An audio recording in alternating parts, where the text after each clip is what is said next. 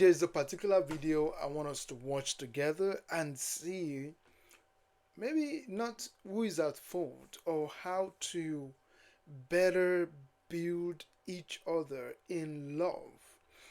How to build and correct each other in love as a church. And this is directed to a church. And I saw a video last week, and I know you almost have also seen it, where a young lady came out to say that this is the last time I'm going to church. I can't bear the shame, and give us our own side of the story, albeit we don't have the other side of the story. And that really beckons me to do a little bit of a digging into, I would call the church, not the doctrine, but the church policy in terms of how church do things. So what guide them, and can a particular pastor actually do what this pastor was accused of doing? And while I was doing my digging, I also got to know some very um, interesting fact and interesting things about the church. And as a matter of fact, the person I was consulting with end up being also a victim of the same thing. So which means that it is not just one. We might end up, if we keep on searching, we might end up having a whole lot of different incidents like that. And that brings me to a place to ask you the question: have you ever been abused, like, or insulted in the church, or you feel embarrassed in the church? Let me just bring this to you, that while that is man's way of maybe correcting you, or maybe they don't know otherwise, or maybe they don't know any better. Let me say that don't mistake the message and the messenger. So don't mistake the two of them together, and don't think that the church is against you, or that they don't love you in that church, or they don't that is not for you. It may be because of the church you've been part of, or because of that congregation, they don't really know what it means to correct and love, and how it really, how it happened. And pastors are different. We have different personalities in each other as well. So it may also be because of the fault of the leader. But as well, I have a little bit of reservation, especially when it comes to that aspect, because if a church have a working, let me use that word, if a church has a working policy, members will be protected, and the leaders also will be guarded. So which means that the members will not feel unwelcome, while the leader are also going to feel like, okay, we are doing the right thing together here. So we are going to go into the video just now and see what this young lady has to say. Like now, I just outside, I cannot even bear the shape. It just remains small, now I come up for church. Last Sunday, my Sunday school teacher told me that I would take Sunday school this Sunday. That was today. That is today. After preparing for a whole full week, I used the 1 week to prepare for Sunday school. Okay, now we got to church this morning. I was about to take the Sunday school for the teenage class. My pastor said this. Who is taking that Sunday school? They said it's Precious. The man. Now, this is it. There is something at play here. The teacher told her to, get prepared for Sunday school, to teach Sunday school. This young lady already prepared her mind, as all those things. Uh, According to what she said, she already prepared all through the week. But in my research, I found out that before you can teach on Sunday, especially going by the word, the church Deeper Life, you need to, apart from the fact that you were chosen to teach Sunday school in your church, you need to um,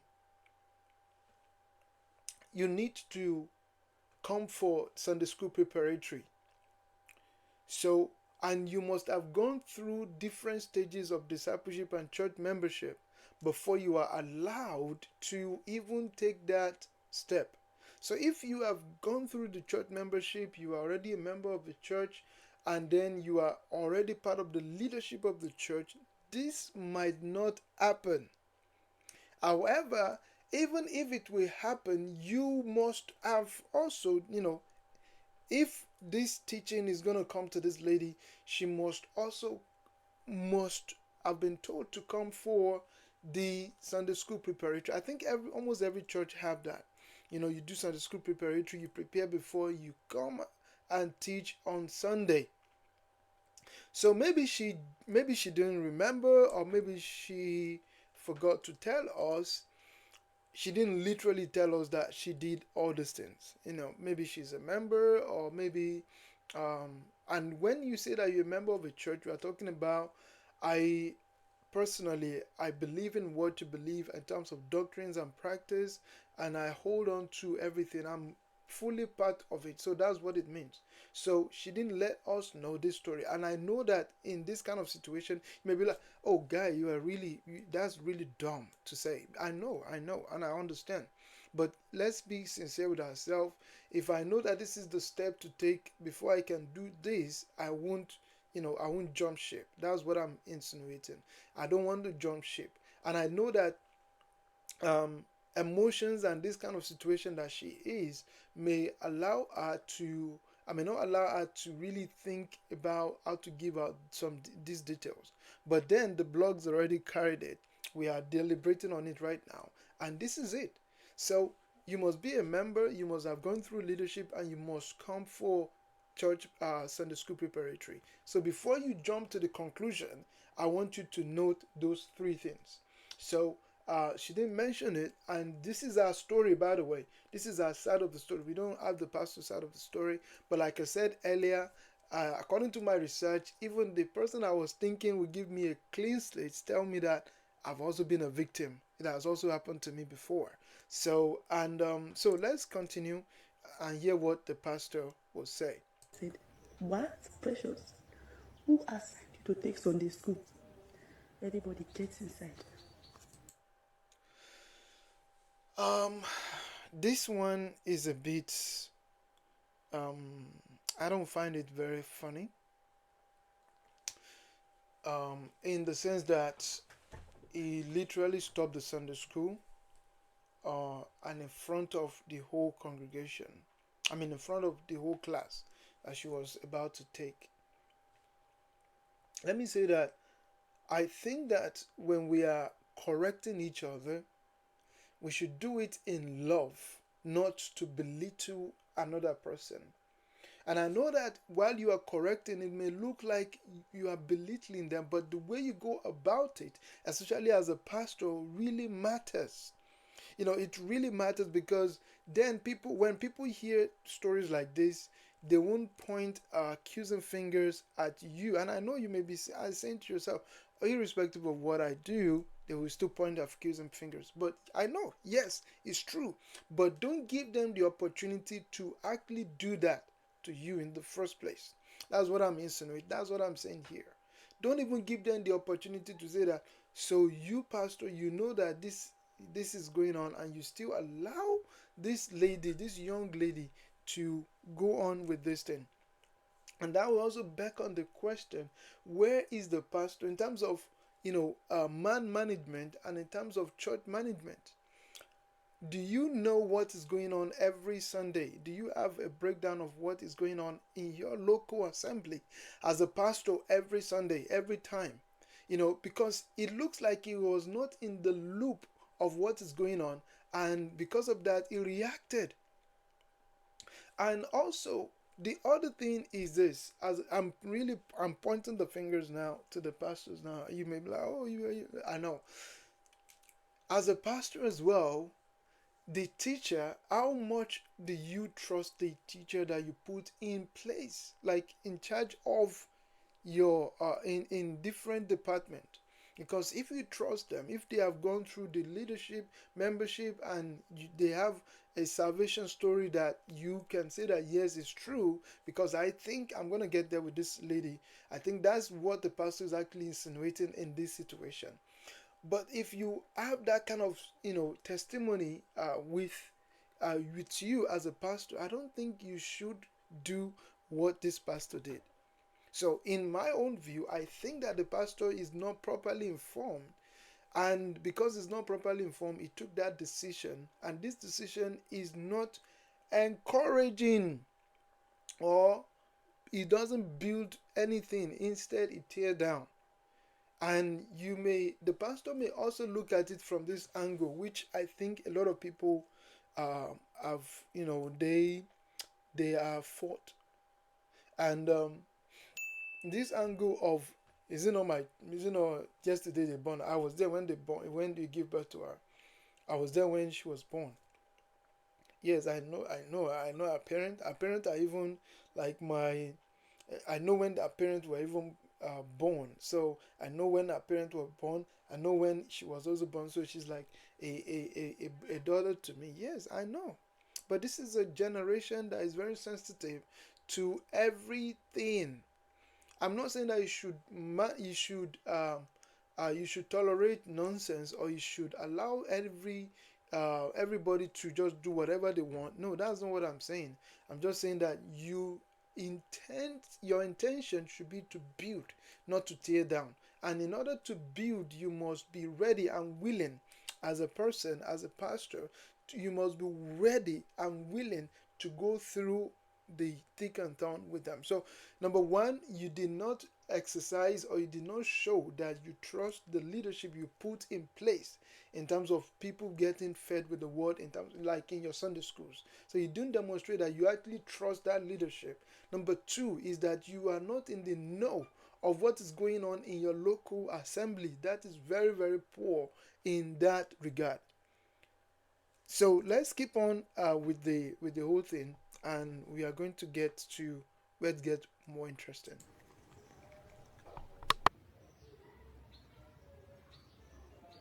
I can't even bear the shame. I'm just outside. Embarrassment. I don't even go inside because everybody will be looking at me. Try. It takes only the grace of God for somebody to make heaven, I swear.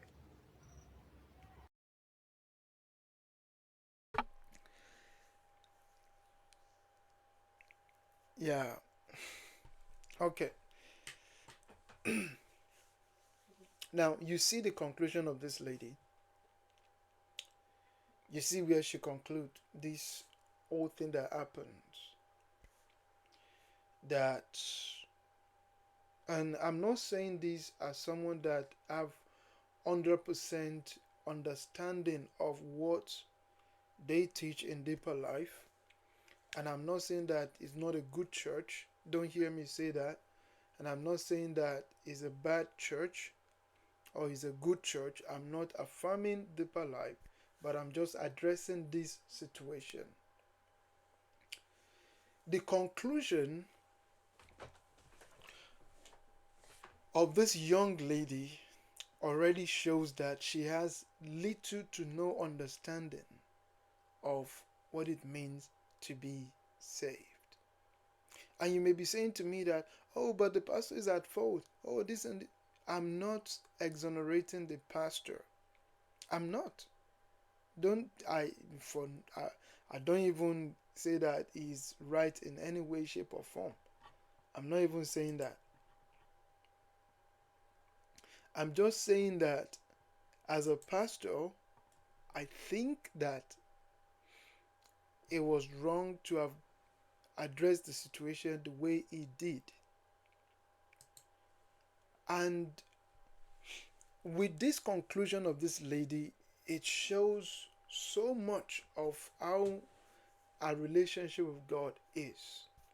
Number one is that she feel embarrassed. That is human talking. You know, humanly speaking, she feel embarrassed. Anybody will feel embarrassed in that situation. You know, and some of us have some coping mechanism, different, you know, levels of coping mechanism.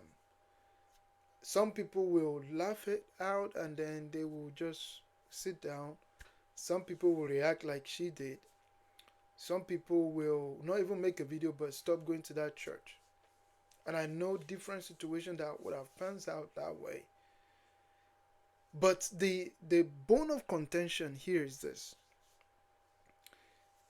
This lady in particular, it's clear that she really don't know much. Maybe that's the reason the pastor this maybe that's the reason he said what he said, but I'm not exonerating him. You could have gone different route to address that situation. But the thing is this: we must understand the strength and weakness of every individual in our congregation and when you know the strength and weakness of individuals in the church, in your congregation, know how to address it in a way that build that individual and they don't feel like they are not welcome. When you build them in a way that they feel like they are not welcome, you have already lost. You already lost. You already lost everything, because then you are seeing yourself as the alpha and omega of this situation.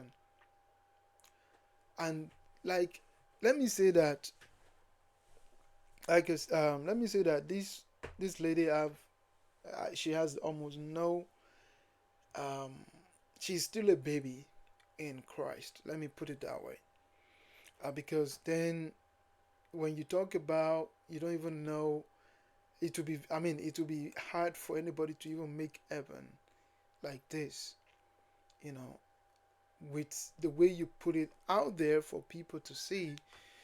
You are projecting that your salvation is based on what you do. You are bringing that narrative out, that salvation is based on what I do, and I want to work for God, I want to do this for God, and I'm being disallowed to do that. Or you are also insinuating the fact that as individual you are saying that you don't even know if let's listen to that part again. I don't want to just make it up. Like I now, don't I'm want to just make it outside. up. I cannot even bear the shape. You just remain small. I might come up for church. Last Sunday, I cannot even bear the shape. I'm just outside. They embarrassed me. I don't even go inside because everybody will be looking at me.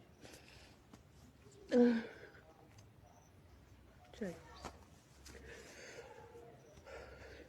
It takes only the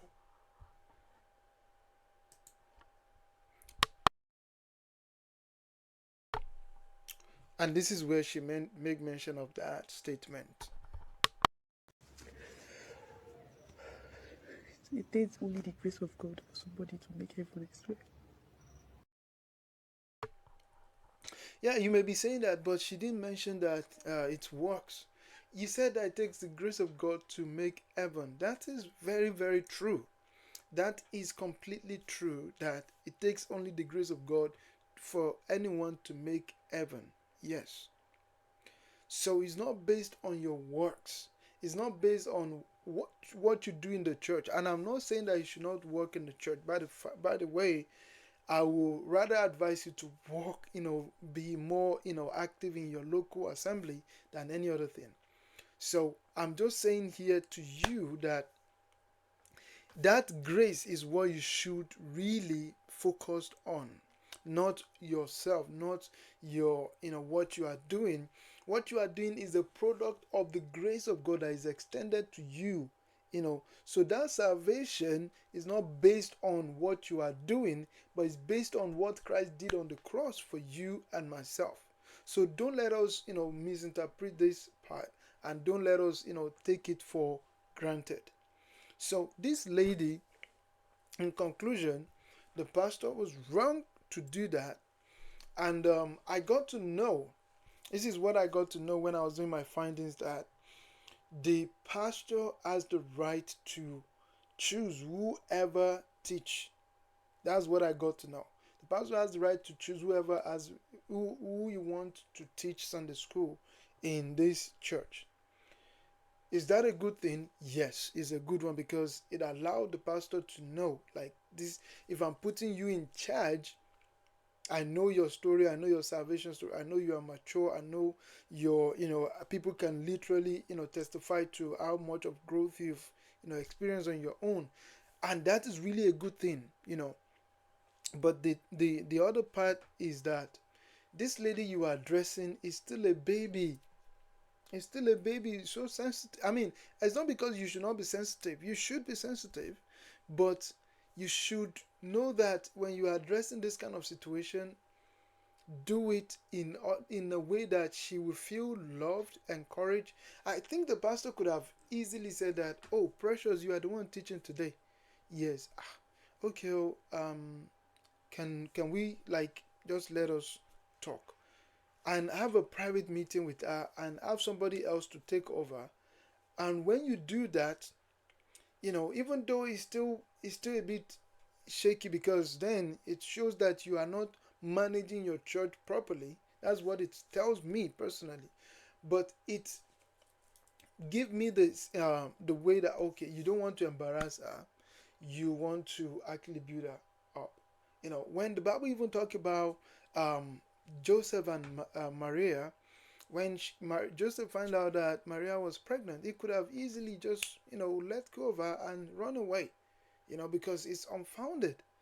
Instead, he, you know, with the way he walks, he still wants her to, live a good life. He still wants her to be encouraged. And he decided, see, I know that this is really wrong, but I won't let anybody know in the public. And because of that, it was rewarded. So I think wisdom is is applicable here, is needed in this situation. You need to apply wisdom as a pastor and as this lady. I will tell you that I know you've been wronged, but number one, your salvation is not based on what you are doing in the church, it's based on the gift of Christ to you.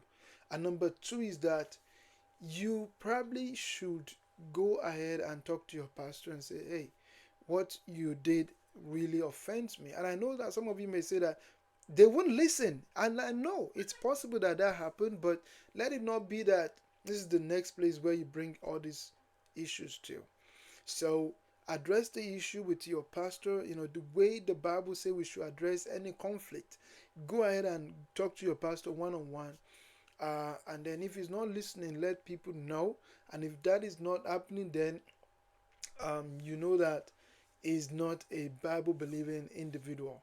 Um, but bringing it out here for people and people that are already offended and blah blah blah, it's good for people to learn, that church is also for human beings as well. But in the grand scale of things, it doesn't do anybody any good. So I'm not saying that you should keep the church dirty business, and let's expose them.